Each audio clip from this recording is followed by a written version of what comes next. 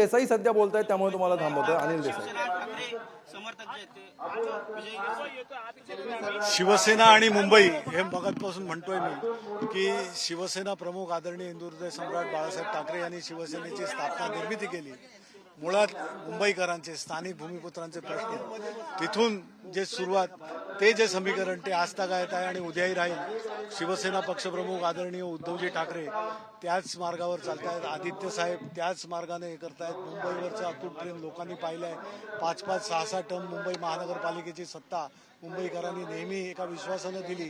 त्याचं कारणच हे आहे की मुंबईकर आणि शिवसेना उद्धव बाळासाहेब ठाकरे पक्ष हे समीकरण अतूट आहे.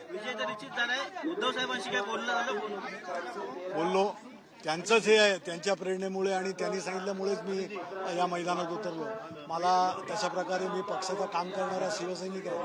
त्यांनी जी जबाबदारी दिली ती जबाबदारी पहिली पार पाडली त्यांच्याच प्रेरणेनं आणि त्यांच्याच सगळ्या मेहनतीनं.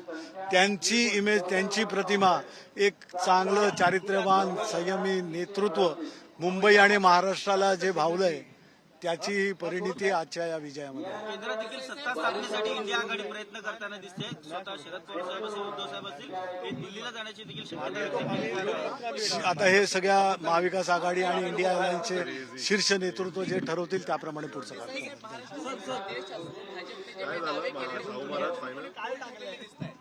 आपण पाहिलं की शेवटी लोकशाहीमध्ये लोक श्रेष्ठ असतं आणि मतदाता याचंच म्हणणं किंवा तो जो म्हणेल त्याच्या मताची आज जी काही खरी किंमत आहे ती आज सगळ्या लोकांना कळली.